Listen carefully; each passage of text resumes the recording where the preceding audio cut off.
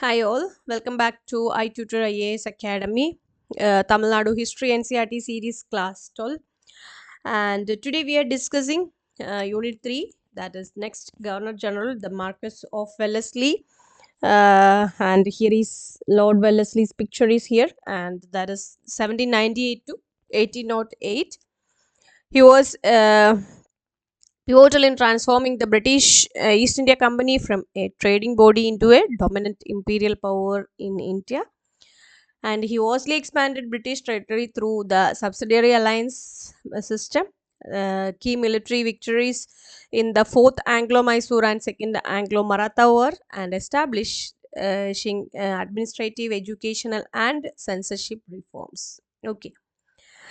The subsidiary alliance system is Wellesley pioneered his diplomatic tool, which forced Indian rulers to pay for British troops and stations a British resident in their courts, effectively stripping them of independence without direct immediate annexation. Okay, so then his key important is massive territorial expansion, consolidation of power, administrative and educational reforms, and strategic visions. That is, he shifted British policy from caution trading to outright imperialism, aiming to make Britain the sole arbiter in India. Okay, so we will discuss further about him. The appointment of Richard Cole Wellesley as Governor General marks an epoch in the history of British India. And so in this unit, we just discuss the political condition of India at the time of arrival of Lord Wellesley, and the meaning of subsidiary system, merit and defect of subsidiary system, the Indian state that come under the system, and fourth Mysore war, and the final fall of Tipu Sultan and war with Marathas, and estimate of Lord Wellesley. This much we discussed in this chapter. Okay, and he was a great imperialist and called him a Bengal tiger. Okay, so Lord Wellesley is a Bengal tiger, and Wellesley came to India with a determination to launch a forward policy in order to make the British Empire in India into British Empire of India. Okay, so the British Empire in India converted to British Empire of India, and the system that he adopted to achieve his object is known as subsidiary alliance. And political condition of India at the time of Wellesley's arrival in the northwestern India, the danger of Zaman Shah's aggression posed a serious, serious threat to the British power in India. And in the north and central India, the Maratha remained a formidable political power, and the Nizam of Hyderabad employed the Frenchmen to train his army. And the political unrest in the Carnatic region continued, and Tipu Sultan had remained the uncompromising enemy of British. Okay, so that time Tipu Sultan was the hero. And moreover, the policy of neutrality adopts Sir John Shore, the successor of Cornwallis, created a kind of political unrest in India, and great affected the prestige of the English, and his non-intervention policy contributed much to the growth of anti-British feelings. Further, Napoleon move for a eastern invasion created a fear among English statesmen, and it was in this light that Wellesley molded his policy: preservation of British prestige and removal of French danger from India were Wellesley's twin aim. And he was also thoroughly convinced that only a strong British power in India could reduce and control the existing tyranny and corruption in India and states. Therefore, he reversed the non-intervention policy of his predecessors and formulated his master plan, namely the subsidiary system. So, what is subsidiary system? The predecessors of Wellesley concluded alliance with the Indian princes like the Nawab of Oudh and Nizam of Hyderabad, and they received subsidies from the Indian rulers for the maintenance of British troops, which were used for the protection of respective Indian states. And Wellesley enlarged and consolidated the already existing system. However, his originality was revealed in its applications. So main features of subsidiary system, first of all, any Indian rulers who entered into the subsidiary alliance with the British had to maintain a contingent of British troop in his territory, and it was commanded by a British officer. And the Indian state was called the protected state, and the British here in after were referred to as the paramount power. It was the duty of the British to safeguard that state from external aggression and to help its ruler maintain internal peace. And the protected state should give some money or give part of its territory to British to support the subsidiary force. So this is the main, first of all, main feature of subsidiary alliance. And second is, the protected state should cut off its connection with the European power other than the English and with the French in particular. And the state was also forbidden to have any political contact even with other Indian powers without the permission of the British. And the ruler of the protected state should keep a British resident at his court and disband his own army. He should not employ Europeans in his service without the sanction of the paramount power, and the paramount power should not interfere in the internal affair of the protected states. Okay, so these are the main features of subsidiary alliance. So here, what is the benefit to the British? Wellesley's subsidiary system is regarded as one of the master stroke of British imperialism, and it increased the military strength of the company in India at the expenses of the protected state. And the territories of the company were free from the uh, revenge of war, thereby establishing the stability of the British power in India. And the position of the British was strengthened against its Indian and non-Indian enemies. Under the system, expansion of British power became easy. So this Wellesley's diplomacy made the British the paramount power in India. So that's the benefit to the British. And here defects of subsidiary system, and the immediate effect of the establishment of subsidiary force was the introduction of anarchy because of the unemployment of thousands of soldiers sent away by the Indian princes, and the freebooting activities of disbanded soldiers were felt much in central India, where the menace of Pindaris affected the people. And further, the subsidiary system had a demoralizing effect on the princes of the protected state, and safeguarded against external danger and internal revolt. They neglected their administrative responsibilities, and they preferred to lead easygoing and pleasure seeking lives. And as a result, misgovernment followed. In course of time, the anarchy and misrule in several states had resulted in their annexation by the British. Thus, the subsidiary system proved to be a preparation for annexation. And furthermore, the British collected very heavy subsidies from the protected princes, and this had adversely affected their economy. Okay. Enforcement of subsidiary system. How it was? Hyderabad. Hyderabad was the first state which was brought under Wellesley's subsidiary system in 1798. So please pinpoint this location in your history map study. The treaty concluded in 1798 was ad hoc measure, and it fixed the amount to be paid annually at Rs 24 lakh for the subsidiary forces. And in accordance with this treaty, all the French troops in Hyderabad were disbanded and replaced by the subsidiary British force. And a new treaty was concluded in 1800 by which the Nizam ceded large territories to the company, and this constituted the famous ceded districts. Okay, so that's the first state which was brought under the Wellesley subsidiary system. And next is Oudh. The Treaty of Invasion by Zaman Shah of Afghanistan was the pretext for Wellesley to force the Nawab of Oudh to enter into the subsidiary system. And accordingly, the Nawab gave the British the rich land of Rohilkhand, the lower Doab, and Gorakhpur for the maintenance of an increased army which the British stationed in the capital of Oudh. And the strength of Nawab's own army was reduced. For the maintenance of law and order, the British were authorized to frame rules and regulations. And by this, the British acquired the right to interfere in the internal matter of oath. And although the company obtained a fertile and populous territory, which increased its sources, the high-handed action of Wellesley was severely criticized. And Tanjore, Surat, and Karnataka. And Wellesley assumed the administration of Tanjore, Surat, and Karnataka by concluding treaties with the respective rulers of the state. And the Maratha state of Tanjore witnessed a succession dispute. And in 1799, the Wellesley concluded the Treaty of Sarfoji.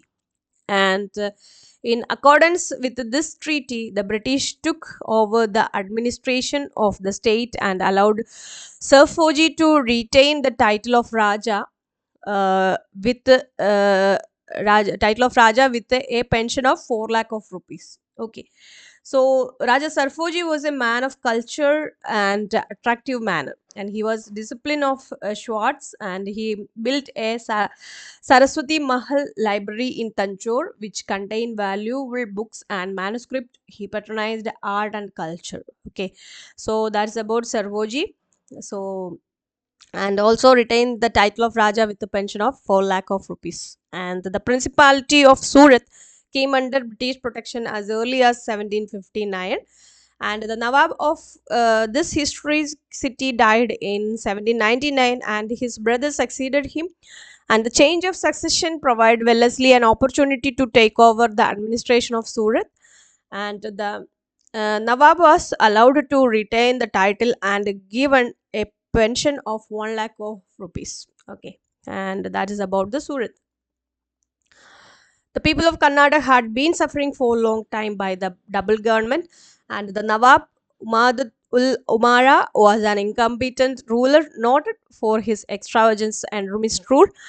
He died in the middle of 1801, and his son Ali Hussain became the Nawab. And Wellesley asked him to retire with a liberal pension, leaving the administration to the English. Since he refused, Wellesley signed a treaty with Azim ud Daulat, the nephew of the deceased Nawab, in 1801. Accordingly, the entire military and civil administration of the Karnataka came under the British. Okay, and next is the fourth Anglo-Mysore War, that is 1799, and the circumstances which led to the fourth Mysore War can be summarized as follows. And Tipu Sultan wanted to avenge his humiliating defeat and the terms imposed on him by the British. He also aimed at making Mysore a strong state, and Tipu worked continuously to secure help to fight British imperialism.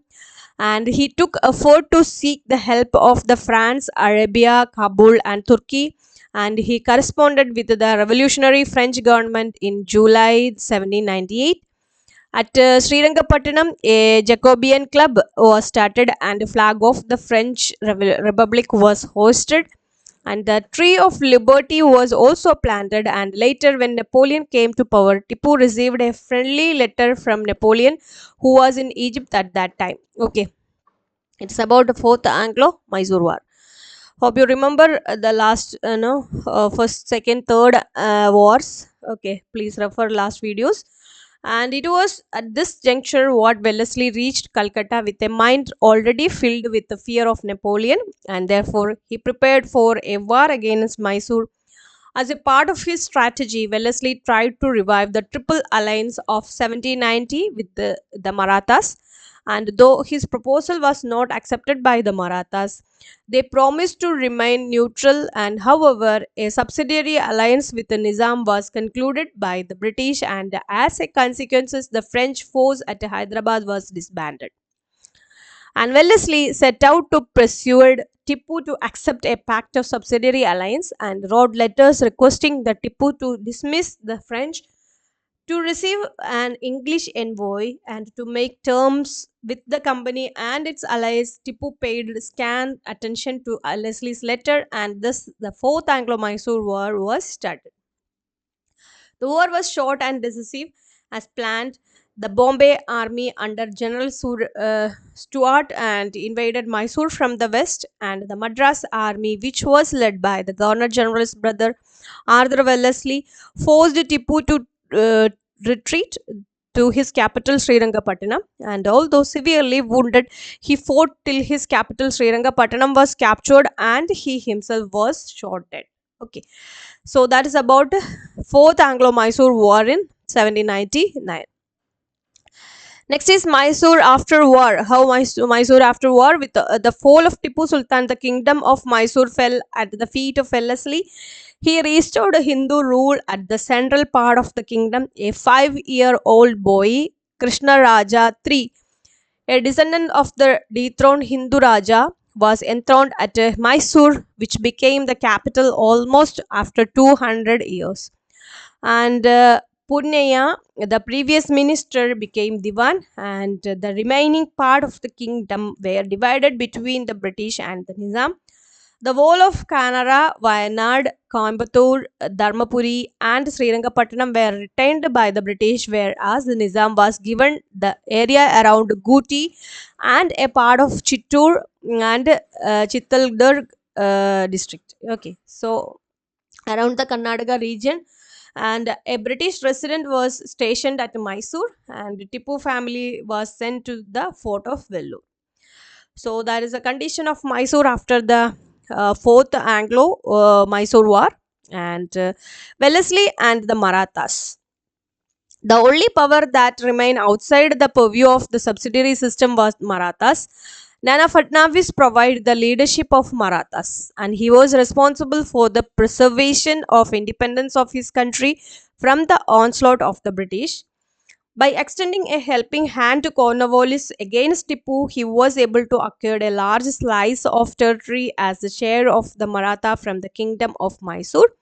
His death in 1800 removed the last great Maratha leader, that is Nana Fadnavis. Okay, and Peshwa Baji Rao too, despite his stately appearance and immense learning, lacked political wisdom, and the infighting among the Maratha leaders proved to be self-destructive. Jaswant Rao Holkar and Daulat Rao Scindia were fighting against each other, and the Peshwa supported Scindia against Holkar, and Holkar marched against the Peshwa, and the combined force of Scindia and the Persia were utterly defeated, and the city of Pune fell at the feet of the victor, who did not hesitate to commit all sorts of the atrocities, including the torturing of rich inhabitants. With the rich booty, Holkar returned to his capital, and Peshwa Baji Rao too was in great danger, and so he fell to Basin, where he signed the Treaty of Basin with the British in 1802. And it was a subsidiary treaty, and the Peshwa was recognized as the head of the Maratha kingdom. Although it was a nominal, the treaty was considered the crowning triumph of Wellesley's subsidiary system. And in accordance with this document, the foreign policy of the Maratha came under British control, and therefore any action of the Maratha chief against the British was successfully prevented. So that is the reason why the Marathas considered the treaty as a document of surrendering their independence. As an immediate response to the Treaty of Basin, the British troop marched under the commander of Arthur Wellesley towards Pune and restored the Peshwa to his position. And the forces of Holkar vanished from the Maratha capital. Okay, so that's about the Maratha. And second Maratha war is here, 1802 to 1805. Okay, so here is one Indian map, that is English possession under the Wellesley 1799 to 1805. You can Google it also, what all region under Wellesley he possessed. And Daulat Rao Scindia and the Raghoji Bonsley took the Treaty of Basin as an insult to the national honor of the Marathas. So soon the forces of both the chieftain were united, and they crossed the river Narmada. Wellesley seized this opportunity and declared war in August 1803. So that is Second Maratha War. And Arthur Wellesley captured Ahmednagar in August 1803 and defeated the combined force of Scindia and Bonsley at Azai near Aurangabad. And subsequently, Arthur Wellesley carried the war into Barnsley's territory and completely defeated the Maratha forces on the plain of Argonne. As a result, the Treaty of Diogun was signed between Barnsley and Wellesley. The former signed the subsidiary treaty which forced him to give up the provinces of Cuttack in Orissa. Okay. And the campaign of British commander Lord Lake against the forces of India was rather dramatic, and Lake triumphantly entered the historic city of Delhi and took Shah Alam, the Mughal emperor, under British protection. And Lake was quick in consolidating his conquest. And by negotiating with the Raja of Bharatpur, he occupied Agra. And sadly, his military engagement proved be a battle of great slaughter in which thousands of Maratha soldiers perished, and India signed subsidiary treaty with the British. It is known as Treaty of Suji Arjun Gaur. Okay. During the war against Bonsle and Scindia, Holkar remained aloof, became war. He was Scindian enemy, and however, when Wellesley offered an alliance, Holkar made extreme demand. He made Wellesley to declare war against Holkar, and the campaign against Holkar was well organized, but the English general for the first time committed blunders, and Holkar remained uh, unsubdued. Okay, so that's about the all subsidiary treaties and Second Maratha War. And what about estimate of Wellesley? Okay, what overall about Wellesley's time period? And an unscrupulous annexationist and an advocate of forward policy, Wellesley was one of the greatest empire builders that England had ever produced. And Wellesley converted the British Empire in India to the British Empire of India, and the establishment of British paramountcy in India was his supreme task. And he located the weak spots of the Indian powers and applied his political technique, that is namely subsidiary alliance. And by the annexation of Karnataka, Tanjore, he paved the way for the formation of Madras Presidency, and he rightly deserves to be called the maker of the erstwhile Madras Presidency and the creator of the provinces of Agra. And in this manner, a great part of the Indian subcontinent was brought under company protection, and he turned the East India Company from a trading corporation into a imperial power. Okay, so in between the surge, Sir George Burlow was the next Governor General for 2 years, that is 1805 to 07. Okay, and the Vellore Mutiny of 1806 took place during his administration, that is George Burlow, and he was succeeded by Lord Minto. And 1807 to 13, that is the longest period, but the George Burlow only for 2 years, and who concluded the Treaty of Amritsar with the Ranjit Singh of Punjab in 1809, and the Charter Act of 1813 was passed during this period. Okay, so George Bellow's period was the Charter Act of 1830. Okay, so that is after Wellesley's time period. Okay, and that is Wellesley's time period is till 1805. So after the gap of 2 years, George Bellow, the was the Governor General of 2 years. Okay, so please note down this short note. And so today we discussed this chapter. The political condition of India was not favorable to the British, and the technique of subsidiary system by which Wellesley expanded the British control over the Indian states. And later this led to the permanent inclusion of the British Empire, and the fourth Mysore War and the treaty of defeat of Tipu Sultan removed an important threat to expansion of the British in India. Second Maratha War exposed the weakness of the Maratha Confederacy and advantage of the British. Wellesley was able to make the company an imperial power in Indian subcontinent. Okay, so that is the learning outcome from this chapter, and so today we end here.